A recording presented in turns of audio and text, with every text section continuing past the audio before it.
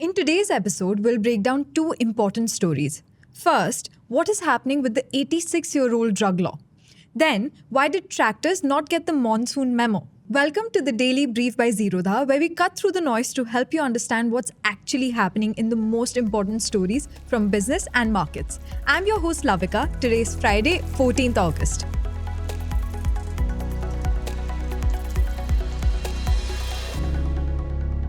Coming to our first story. Medicines are unusual products because the buyer cannot really judge the quality themselves. For every other thing, like a shirt or a car, you can check the quality before you buy it. But once you buy a tablet, there's no way a layperson can look at it and tell whether it is harmful or not. The stakes are even higher because buying a bad shirt is just inconvenient, but a wrong tablet puts your life at risk. That is why medicines need a much stronger system of regulation than ordinary consumer products. India has had such a system for over 80 years, built around the Drugs and Cosmetics Act 1940. And right now, the government is considering replacing it with a new drugs, medical devices, and cosmetics law. This is hardly the first attempt. Similar drafts have been discussed multiple times over the years. One version even reached Parliament as an amendment bill in 2013 before the cabinet withdrew it in 2016. Later, attempts stalled during stakeholder consultations. Yet, the idea keeps coming back. Usually, it takes a drug safety disaster to put it back on the table. Remember the Madhya Pradesh incident in 2025 when India made cough syrup was linked to the deaths of dozens of children? Similar tragedies have already played out in Gambia and Uzbekistan in 2022 and 2023. These tragedies damaged India's reputation as the pharmacy of the world, a massive exporter of affordable medicines that other countries rely on. So the bill resurfacing in 2026 is not really the story. The more interesting question is why India keeps needing it. To answer that, we need to look at how India's drug regulation system actually works. The easiest way to understand India's drug regulation system is to follow what happens when a company wants to sell a new medicine. The first question is about the medicine itself. Can this drug be sold in India? If it is a new drug, the company needs central approval. Today, that comes through the Central Drug Standard Control Organization, or CDSCO, headed by the Drugs Controller General of India. The regulator reviews clinical trials and safety data to check whether the drug is safe and effective. But this modern approval process sits on top of a much older law. India's basic drug law is still the Drugs and Cosmetics Act 1940, created to control imports, manufacturing, and sales at a time when India had no national drug standards. The act was fairly bare bones, so detailed laws were added as medicine became more complicated. And some things changed completely. In 1940, nobody could have imagined buying pills on a mobile app. Today, online pharmacies are a massive business, but still operate in a regulatory grey area without a clear modern law governing them. New drug approvals, meanwhile, are now governed much more specifically by rules like the New Drugs and Clinical Trials Rule 2019. Once a company gets central approval, the drug itself is cleared. But someone still has to manufacture it. That leads to the second question. Can this particular factory make the medicine properly? This is where the Drugs Rules 1945 comes in. Manufacturing licenses are largely handled by state regulators, which inspect factories, issue licenses, and monitor production standards. So the system splits responsibility between two levels. The center asks, should this new drug be allowed? The state asks, can this manufacturer make it properly? One decides whether the medicine itself passes muster. The other makes sure the factory producing it does too. One category of medicines showed just how badly this chain could break down. Fixed dose combinations, or FDCs. An FDC combines two or more drugs into a single pill. Legally, a new combination counts as a new drug. After all, nobody has tested what happens when you take those ingredients together in that exact mix. So, it still needs central CDSCO approval. And this is where the cracks appeared. Over the years, some state regulators independently licensed thousands of FDCs without central approval, treating them as ordinary, already approved drugs. This eventually led to the massive FDC crackdown of 2026 when the center banned hundreds of combinations. The ban then got tied up in court battles for years. One of the best-known products affected was Vicks Action 500 Extra. The problem was not necessarily that the individual ingredients were dangerous. Combining multiple drugs can expose patients to medicines they do not need, increase side effects, and make it harder to adjust the dose for each ingredient separately. But the bigger problem was regulatory. These drugs were supposed to need central approval, yet state licenses were enough for thousands of them to reach the market anyway. The FDC mess was the symptom. The real problem was the system that allowed it to happen. India's drug regulators often do not know what the others are doing. When 36 independent state and union territory regulators, enforcement can vary sharply across the country. That gives manufacturers an incentive to strategically choose the easiest regulator, shifting production towards states with softer enforcement. But different standards are only part of the problem. Sometimes basic information does not travel either. Take the cough syrup deaths in Madhya Pradesh in 2025. At least 22 children died after taking a contaminated cough syrup called Coldriff. The factory that made it was thousands of kilometers away in Tamil Nadu. It had been licensed back in 2011 and had kept running for more than a decade. Yet, CDSCO did not even have the factory in its database because the state had not reported it upwards and the company hadn't filed the required information. When the tragedy struck, Madhya Pradesh could pull Coldriff off its own chemist shelves, but it did not shut the factory that made it. That power sat in Tamil Nadu. That is the fragmentation problem in one incident. The regulator dealing with the deaths was not the regulator controlling the source. And even when regulators know where the problem is, there is another constraint. There simply aren't enough people to police an industry this large. The Mashelkar Committee in 2003 recommended one drug inspector for every 50 manufacturing units and one for every 200 retail outlets. Against India's roughly 10,500 factories and 600,000 chemists, that works out to about 3,200 inspectors. In 2015, the country had just 1,467. The shortest exists at CDSCO 2. As of December 2013, it had 504 sanctioned inspector posts, but only 201 people actually in them. And the regulators responsible for routine factory inspections have struggled with staffing shortages of their own. Too many problems, too little inspectors. So the old system has two fairly basic weaknesses. Information does not move cleanly across regulators, and there are too few people to enforce the rules that already exist. Earlier versions of the replacement law went much further than asking regulators to coordinate better. A revised draft discussed in 2023 proposed shifting the power to issue manufacturing licenses for drugs from state regulators to the Central Licensing Authority. That would be a fundamental change. Today, new drugs are approved centrally while factories are licensed by states. The proposal would bring the manufacturing license under central control too. The logic is straightforward. If different licensing standards across states are a part of the problem, one licensing authority should make standards more uniform. Niti Aayog backed the idea on similar grounds. But that is not coordination, that is centralization. Instead of getting dozens of regulators to work better together, you take one of their biggest powers away. And this matters now because the 2026 proposal does not appear to have started from scratch. Industry associations that have seen the latest draft, it is substantially similar to the bill circulated in 2022 and 2023 with only a few changes. The full 2026 draft is not public yet, so we do not know which of these provisions survived. But the directions of the earlier reform was clear. If fragmentation is the problem, centralization might be the answer.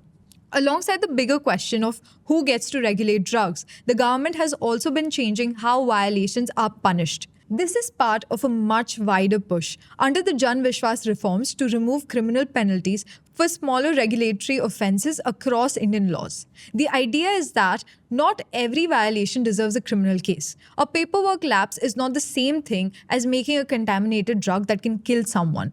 Drug regulation is getting the same treatment.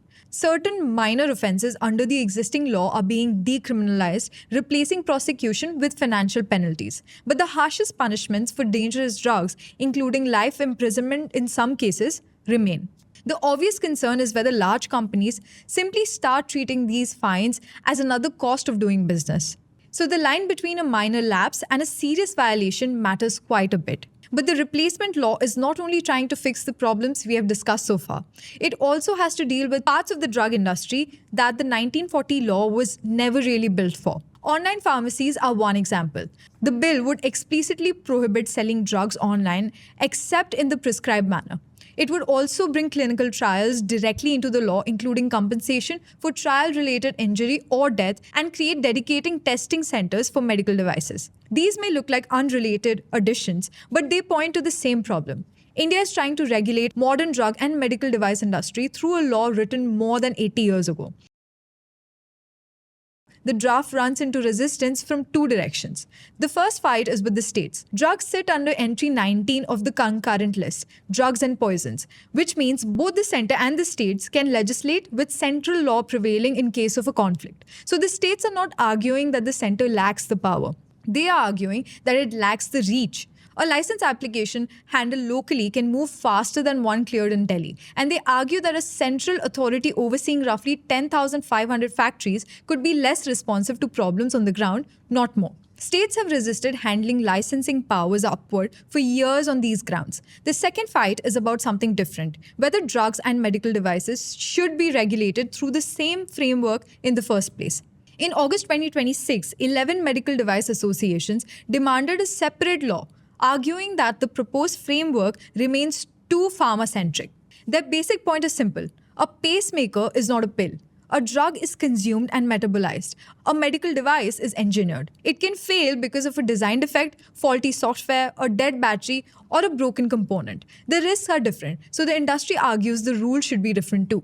The draft does recognize this to some extent with a dedicated advisory board for medical devices and risk-based classification. But manufacturers argue that it still carries too much of the old drug law approach into devices. Criminal penalties are a good example.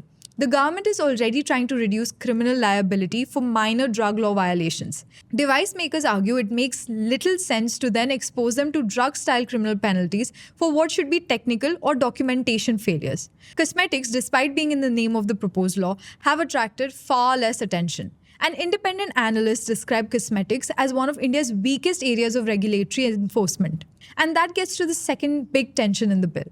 Centralizing regulation might make standards more consistent, but consistency is not the same thing as treating everything the same. Drugs, devices, and cosmetics create very different risks, and the fight is over whether one law can be flexible enough to recognize that. There's no easy fix here. India needs more centralization because standards vary too much across states. But drug regulation is also a local job. Someone still has to inspect the factory, collect samples, and catch problems early. Then there's the question of what we are regulating.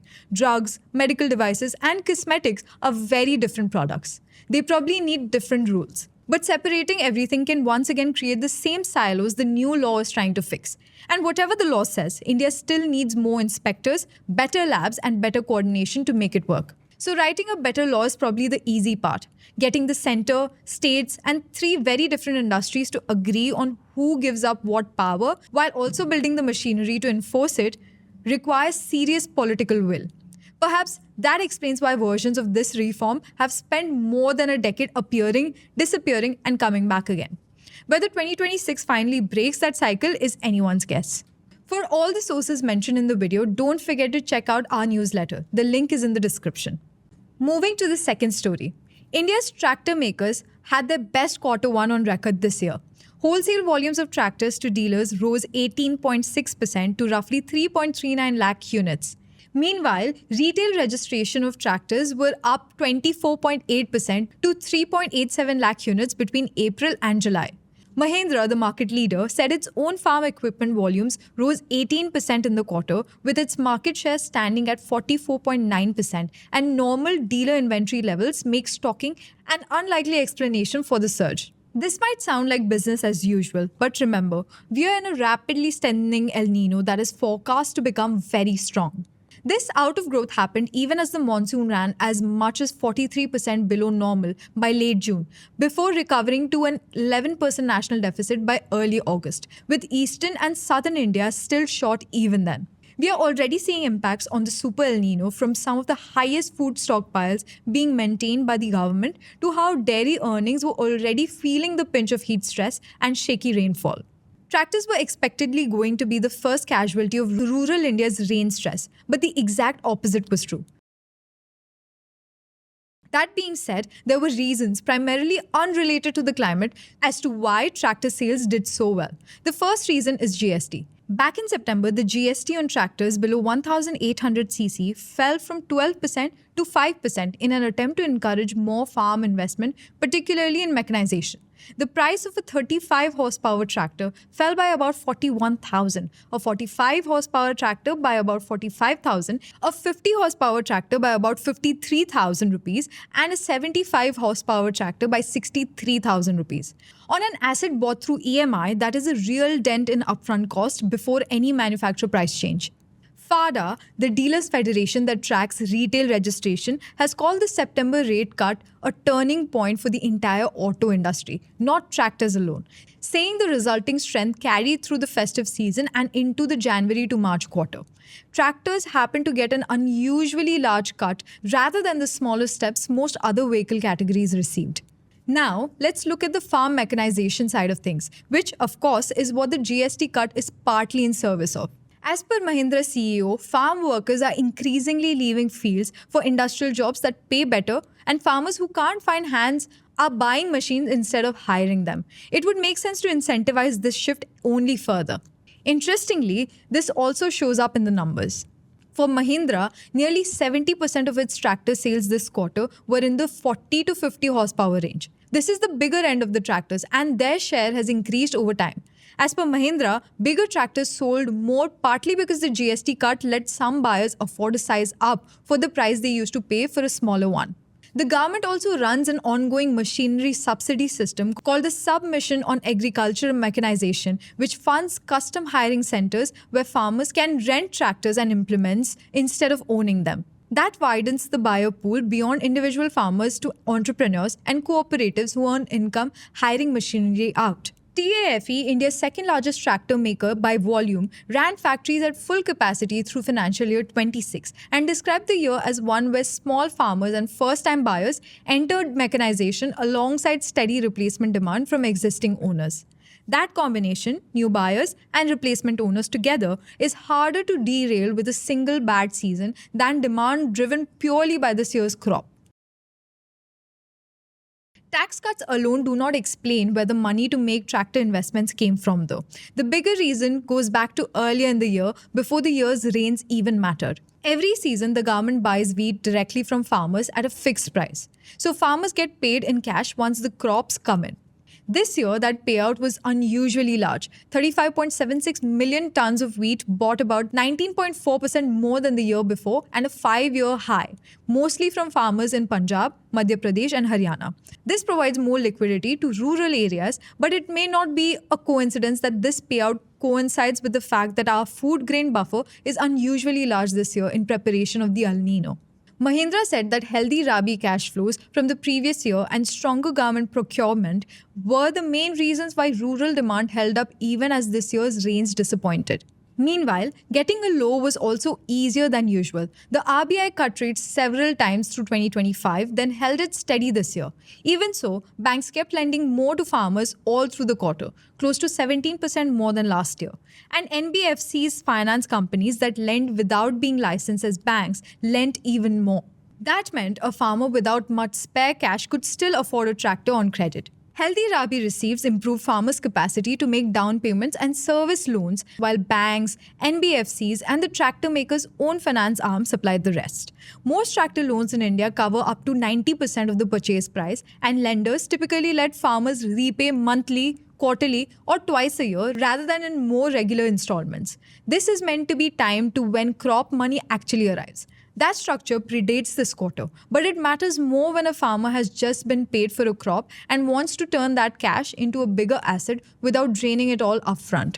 The management of Escorts Kubota, one of the largest publicly listed tractor players, said its finance subsidiary reached 10 to 12% penetration in the quarter, rising past 15% by July, with a target of covering 40 to 50% of its dealers' network by the end of financial year 27.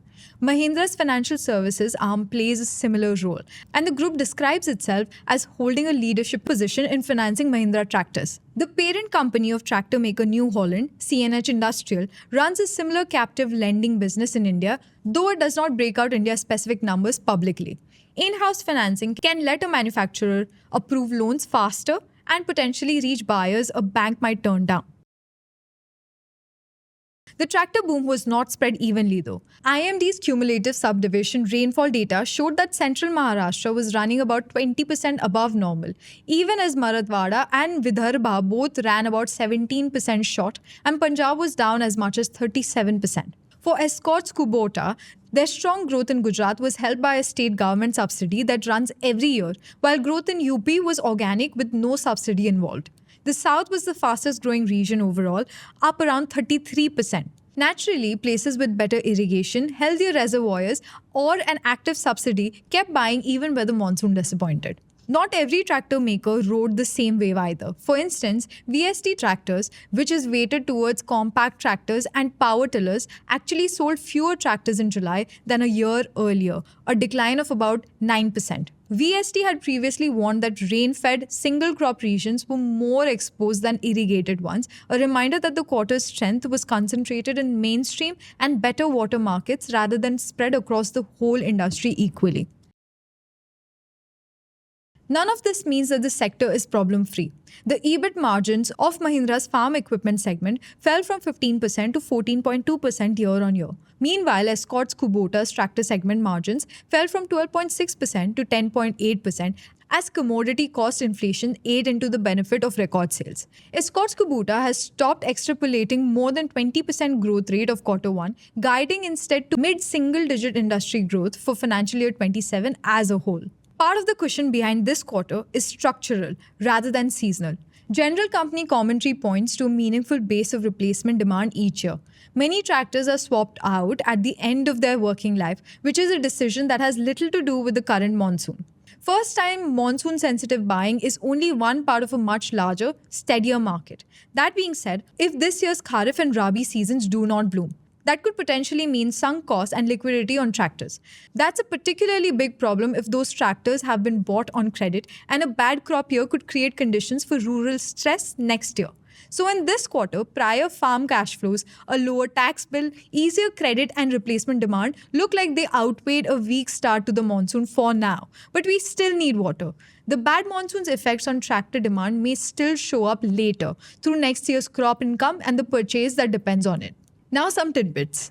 Bank of America is set to acquire a 4.99% stake in Jio Financial Services non-banking financial company arm for $1.9 billion. The strategic investment aims to bolster Jio Financial's capital base as it aggressively expands its lending and consumer credit operations. Non-banking financial company Muthoot FinCorp has submitted draft papers to market regulator SEBI to raise $30 billion through an initial public offering. The proceeds will be used to augment its capital base and fund future lending growth in the gold and MSME financing sectors. The Ministry of Railways has transitioned infrastructure projects worth 31,000 crore rupees to a lower risk investment framework to attract private sector capital. The move aims to de-risk private investments and significantly speed up core rail expansion projects across India. State Bank of India underwrote nearly 1 lakh crore rupees in loans to micro, small and medium enterprises using AI-driven risk models in financial year 26. The shift to automated underwriting has drastically reduced loan approval times while enhancing credit risk precision. Indian micro-mobility startup Yulu has secured $93 million in new funding to accelerate fleet expansion and scale up its battery swapping infrastructure. The fresh capital will support the company's rapid growth in the shared mobility and last-mile delivery segments. The International Energy Agency reports that global crude markets face a widening supply shortfall despite ongoing conflict weighing on overall demand. Supply cuts and output disruptions continue to outweigh the weakening global consumption's growth. Market regulator SEBI is considering a sweeping revamp of regulations governing small and medium enterprise listings to enhance transparency and curb price manipulation. The proposed changes aim to tighten eligibility criteria and protect retail investors while boosting participation. That's all for today. See you in the next one. Disclaimer: this content is for informational purposes only. None of the stocks, brands, or products mentioned are recommendations or endorsements.